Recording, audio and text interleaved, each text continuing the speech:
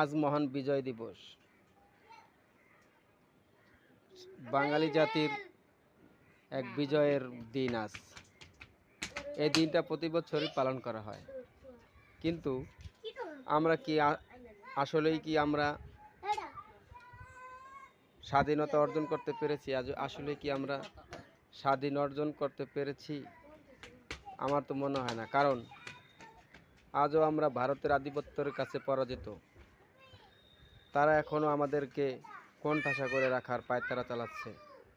প্রতিদিন, প্রতি সময়, প্রতি মুহূর্তে বাংলাদেশকে দাবিয়ে রাখার এক ষড়যন্ত্রমূলক পায়তারা চালিয়ে যাচ্ছে ভারত। আমরা আজও স্বাধীনতা অর্জন করতে পারিনি। 1971 সালের মহান বিজয় দিবস 16ই ডিসেম্বর হিসেবে গণ্য হলেও আজও বাঙালি জাতি সেই ফল ভোগ করতে পারে না। কারণ আমাদের দেশের যারা বুদ্ধিজীবী, যারা বড় বড় উপর লেভেলের তারা সবাই ভারতের সাথে এক দালালি করেই যাচ্ছে বাংলাদেশকে দাবিয়ে রাখার জন্য।